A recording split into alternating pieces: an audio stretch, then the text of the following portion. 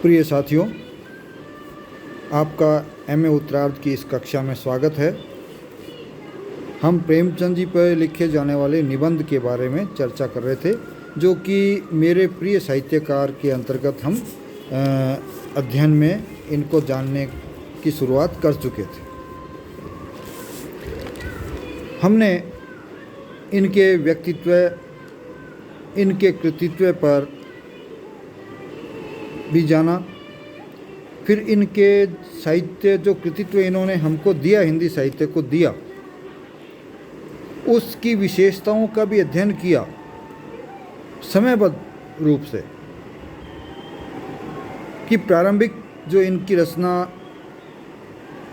थी या रचनाएं थी, उनमें क्या प्रभाव पड़ा या उनका क्या प्रभाव था, और ज्यों ज्यों समय बीतता गया, प्रेमचंद जी परिपक्व होते गए, वैसे वैसे इनकी रचनाओं में क्या क्या प्रभाव दिखाई देने लगा, क्या क्या विशेषताएं दिखाई देने लगी। अब जब हम प्रेमचंद जी के बारे में इतना कुछ बता चुके होते हैं, तो अंतिम चरण में हम ये देखना चाहेंगे कि इनके माध्यम से प्रेमचंद जी ने हिंदी साहित्य को, हिंदुस्तान के समाज को, पूरे देश को क्या दिया, उस पर चर्चा करते हुए हम निबंध को समापन की तरफ ले जाते हैं।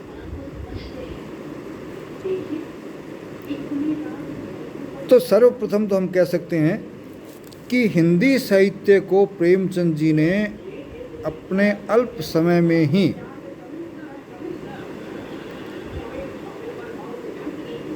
बहुत सा साहित्य दिया, और हम उसको खाली साहित्य नहीं कह सकते, बल्कि वो ऐसे ग्रंथ थे जिन्होंने हमारे जीवन को हमारे सामने दर्पण के रूप में रख दिया। सामान्य साहित्य नहीं था, बल्कि इतना शुद्ध और सात्विक साहित्य था, इतना स्पष्ट साहित्य था, जिसने कि दर्पण की तरह हमारा जो जीवन था उस समय का तात्कालिक, उस जीवन को इन्होंने वैसे का वैसे रख दिया,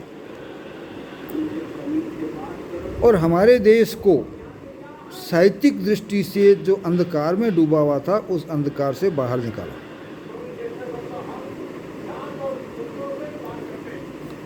किस प्रकार से निकालने में सफल हुए, वो हम कैसे, जब हम क्रम से देखेंगे कि किस तरह से वो निकालने में सफल रहे, तो आप देखिए, प्रेमचंद जी से पहले देवकी नारायण जी के उपन्यास आ रहे थे, रहस्य रोमांस के अन्य कई उपन्यास आ रहे थे। हालांकि भारतेंदु जी के काल में भी कई उपन्यास आए और कहानियाँ आई या साहित्य आए, साहित्यिक रचनाएं आई। वो क्या बताती थी, कौन सी विषय वस्तु के लेके चलती थी? वो चलती थी राजा रानियों के या रहस्य रोमांच के, ये विषय लेकर चलती थी। आम जनता, विशेष जनता किस तरह से रह रही है, आपस में उनके क्या संबंध है, वो बताने में वो कभी सफल नहीं हुए, न उनका ध्यान गया। प्रेमचंद जी ने सर्वप्रथम उसकी तरफ ध्यान दिया, और एक आम किसान को, मजदूर को, गरीब को, उसकी इच्छाओं को, उसकी आकांक्षाओं को अपनी कहानियों, अपने उपन्यासों के माध्यम से सबके सामने लाने की कोशिश की, या सबके सामने उनकी विशेषताओं को प्रस्तुत किया। विधाओं के बारे में हम जानते हैं कि उन्होंने बहुत सी विधाओं में कार्य किया, तो हर तरह के व्यक्ति ने इनके साहित्य को पढ़ा, और इसी का परिणाम हुआ कि पुराने समय में जो उपन्यास, जो साहित्य पढ़े जा रहे थे हमारे, चाहे वो संस्कृत के हों, चाहे बंगाली के हों, चाहे मराठी के हों, चाहे दूसरे देशों की भाषाएं इंग्लिश और फ्रेंच हों, उनको जो लोग पढ़ रहे थे, उनसे भी इन्होंने भारतीयों को दूर हटा दिया, या उन पर निर्भर रहने को जो हम मजबूर थे, हमारी वो मजबूरी आपने समाप्त कर दी। तो एक बहुत बड़ी देन भारत को या भारतीय समाज को, भारतीय लोगों को उनकी रही।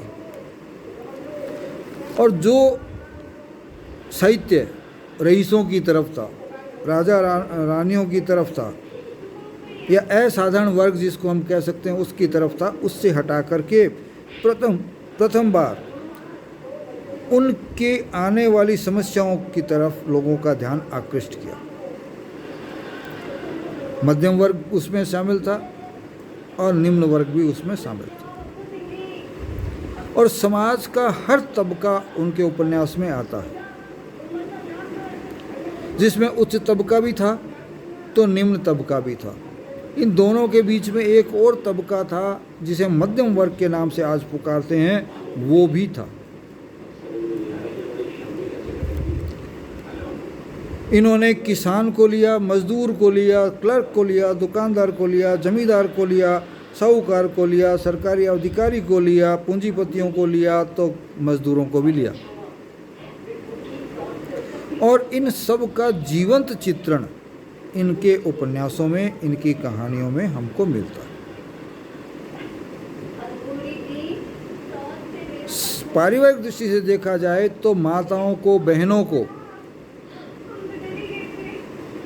सामाजिक दृष्टिकोण से देखा जाए तो समाज के तबके की मनोवृत्तियों को, नशा जो कहानी है वो समाज की मनोवृत्ति, तबके की मनोवृत्ति को स्पष्ट करती है कि जिस पर जब चोट लगती है तब वो किस तरह से सोचता है, और जब वही परिस्थितियाँ उसको मिल जाती है जो कि उच्च तबके के पास है, तब वो किस तरह की प्रवृत्ति रखता है। नशा का नायक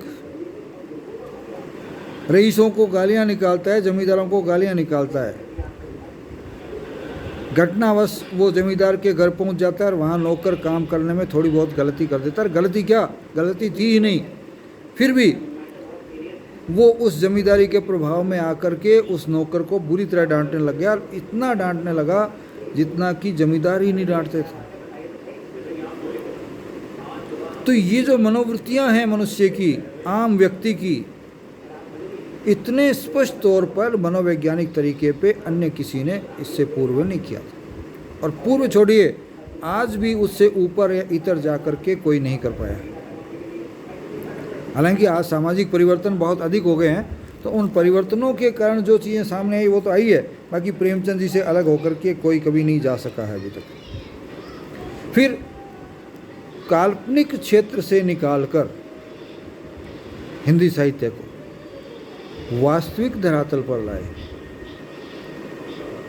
जो कल्पनाओं में घुसे हुए थे लोग, और उस समय से पहले ही नहीं, प्रेमचंद जी के काल में जयशंकर प्रसाद थे, वो भी कल्पना के क्षेत्र में विचरण करते थे, लेकिन ये उनसे बिल्कुल अलग रहे। और यही कारण रहा कि प्रेमचंद जी को उपन्यास और कहानी के क्षेत्र में संख्या की दृष्टि से भले ही जयशंकर प्रसाद ने इनका मुकाबला किया हो, लेकिन जो देन इनकी कही जाती है उसके सामने प्रेम प्रसाद जी कहीं नहीं ठहरते, ऐसा माना जाता है। यही प्रभाव रहा कि इन्होंने मनोरंजन सामग्री तो दी ही दी, उसके साथ साथ लोगों को नगर सभ्यता से परिचित करवाया और नगर सभ्यता को ग्रामीण सभ्यता से परिचित करवाया। इनके उपन्यासों में दोनों तरह की सभ्यताओं में संघर्ष भी है, लेकिन वो संघर्ष कार्ल मार्क्स का संघर्ष नहीं है, बल्कि इस तरह का संघर्ष है कि दोनों मेल जोल करके दोनों का उत्थान हो, इस तरह का समन्वय का संघर्ष है। जबकि मार्क्स कहते हैं संघर्ष आवश्यक है, और प्रेमचंद जी कहते हैं कि संघर्ष कोई अंतिम हथियार हो सकता है।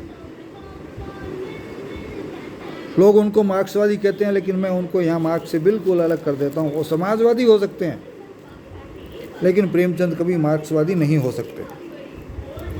इन्होंने अपने रचनाओं के माध्यम से वर्षों से चली आ रही साम्राज्यवादी, साम्यवादी, पूंजीवादी जो अवस्थाएं जो जीवन को सुख समृद्धि से जिस प्रकार अलग कर रही थी, वो तो सुख समृद्धि से भरपूर हो रहे थे, लेकिन बाकी के लोगों का जीवन सुख समृद्धि से रहित हो रहा था।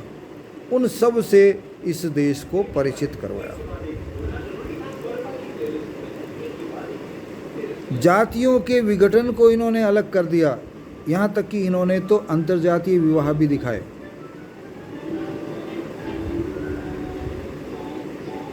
जिस समय सोच नहीं सकते थे कि कोई लेखक अंतर्जातीय विवाह दिखा सकता है, आपने अपने उपन्यासों में, अपनी कहानियों में अंतर्जातीय विवाह दिखाया। जातिवाद की विकृतियों को हमारे सामने लाए, और खाली विकृतियों को लाए ही नहीं बल्कि उसका समाधान भी हमारे लिए प्रस्तुत किया।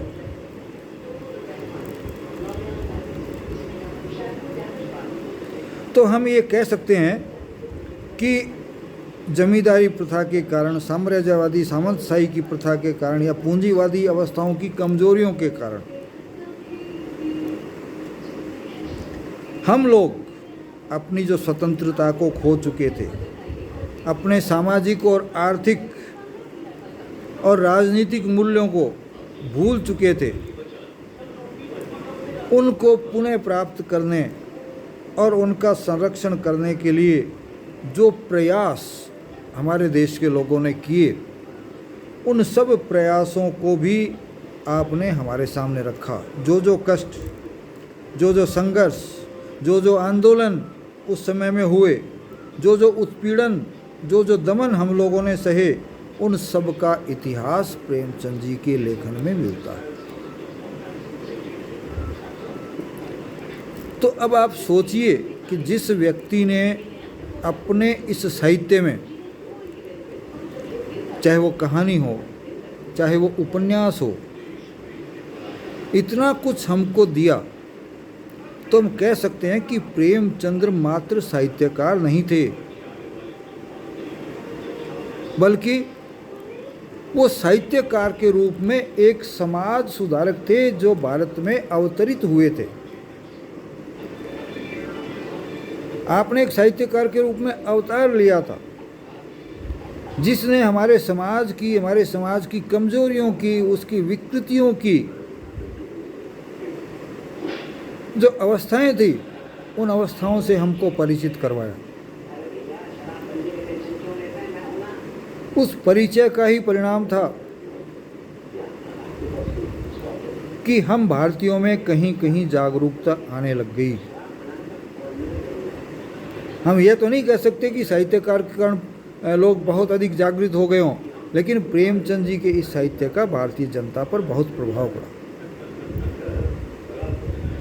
उधर गांधी जी राजनीति में सक्रिय थे, तो उनके सिद्धांतों को प्रेमचंद जी ने अपने साहित्य में स्थान दिया। रंगभूमि में आपने गांधीवादी जो सिद्धांत हैं उनको रखा, और जो अनाप शनाप औद्योगिकरण हो रहा था, जिसमें पर्यावरण का ध्यान नहीं रखा जा रहा था, जिसमें समाज के निम्न तबके का ध्यान नहीं रखा जा रहा था, सामाजिक आवश्यकताओं को भूल करके सिर्फ पूंजीपतियों को या सिर्फ औद्योगिकरण की तरफ ध्यान दिया जा रहा था, जो कि अंतिम तौर पर समाज के लिए, देश के लिए घातक होता, उसका विरोध इसमें दिखाया गया और गांधीवादी तरीके से दिखाया गया। सूरदास के रूप में एक पात्र को प्रकट करके जो त्याग करता है, बलिदान करता है, जैसा कि गांधी ने किया था। और जहां तक समता की बात है, गांधी भी समता की बात करते थे, लेकिन उनका तरीका था, वो संसाधनों के सम वितरण की बात करते थे, लेकिन वो कहते थे पूंजी कमाइए पूंजीपति, और वो अपने समाज को वापस दीजिए। नाम आपका होगा, काम समाज का होगा। लेकिन प्रेमचंद जी दोनों के बीच में, इधर तो आप कह सकते हैं कि साम्यवाद जिसे मार्क्स ने जारी किया था, इधर गांधी का भारतीय प्रजातांत्रिक या पूंजीवाद, वो पूंजीवाद जो गरीब के बारे में सोचता है, गरीब के लिए करता है, और उधर साम्यवाद जो कहता है कि संघर्ष करो। कौन? गरीब। किसके खिलाफ? अमीरों के खिलाफ। लेकिन प्रेमचंद जी ने वो नहीं बताया, उन्होंने कहा कि संघर्ष से नुकसान होता है। सीधे आप संघर्ष पे उतरोगे तो क्या होगा? हम जानते हैं लड़ाई में हमेशा नुकसान होता है और दोनों पक्ष जिनका संघर्ष होता है घाटे में रहते हैं, फायदे में कोई नहीं रहता। तो इस तरह से हम कह सकते हैं कि प्रेमचंद जी एक साहित्यकार ही नहीं, महान साहित्यकार थे, और यदि व्यक्तित्व के रूप में देखा जाए तो एक महान व्यक्ति थे। उन्होंने सिर्फ साहित्य में ही सादगी नहीं रखी, शुद्धता नहीं रखी, हमारे जो संस्कृति है उसकी तरफ ध्यान आकृष्ट नहीं किया, बल्कि उन्होंने अपने जीवन में भी इन बातों को उतारा।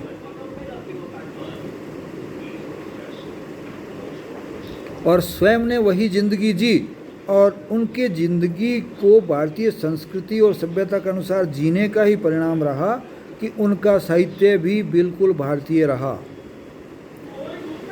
और परिणाम, जिस भारतीय साहित्य को कोई नहीं जानता था, यहाँ तक कि हम खुद भी अपने साहित्य के बारे में नहीं जानते थे, उस साहित्य का परिचय प्रेमचंद जी की रचनाओं के माध्यम से पूरे विश्व को हुआ। मैगजिम गोरकी की जहाँ बात आएगी तो प्रेमचंद जी की भी आएगी, और कहीं भी वो उनसे नीचा नहीं ठहरेगा। मैं ये नहीं कहूँगा कि कौन बड़ा कौन छोटा, साहित्यकार सब बड़े हैं, अपनी अपनी जिसको जो पसंद आ जाए वो बढ़िया है। हमारे देश के लिए प्रेमचंद बढ़िया है, रूस के लिए मैगजिम गोरकी बढ़िया है। और आज जब साहित्य, विश्व साहित्य की बात होती है तो भारतीय साहित्य भी उच्चतम साहित्य में स्थान प्राप्त करता है। ये सब हमको प्रेमचंद जी ने दिया, इसलिए हमको ऐसे महान रचनाकार को न भूल करके उनको हमेशा याद रखते हुए, यदि हमारे में क्षमता है तो हम रचना करें, और क्षमता नहीं है रचने की तो उनको पढ़ें, अपने आने वाली संतति को, अगली पीढ़ी को उनके लेखन से परिचय करवाएं, उनके सिद्धांतों से परिचित करवाएं, ताकि वो लोग भी हमारे देश को, मानव सभ्यता को, हमारे देश की सभ्यता को उस स्तर तक ले जा सके जहाँ हर मनुष्य सुखी हो, हर मनुष्य दूसरों का सुख चाहे, और कहीं भी किसी प्रकार का कोई कष्ट न हो। इसी के साथ मैं आज प्रेमचंद जी के बारे में इस चर्चा को समाप्त करता हूँ। तो हमारे जो सबसे प्रिय साहित्यकार का जो एक हमारे इकाई है, उसमें एक निबंध आपको बताया है किस तरह से लिखें। अब हो सकता है कि अगला जो हमारा व्याख्यान हो वो कोई एक और साहित्यकार को लेकर हो। अभी गद्य में एक साहित्यकार को लिया, हो सकता है अगली बार हम पद्य में कोई साहित्यकार को ले लें, जैसे सूरदास हैं या तुलसीदास हैं या मीरा हैं। दो साहित्यकार के बाद मेरी कोशिश ये रहेगी कि मैं हमारे जो दूसरी इकाइयाँ हैं उन इकाइयों को लूँ और उनमें से किसी एक पर निबंध या चर्चा करें, किस तरह से हमें उनको अपने सामने अध्ययन करते हुए हम परीक्षा की दृष्टि से भी तैयारी करें और अपने स्वयं के वैचारिक और भावनात्मक विकास की प्रक्रिया को आगे बढ़ाएं। धन्यवाद। जय भारत, जय हिंद।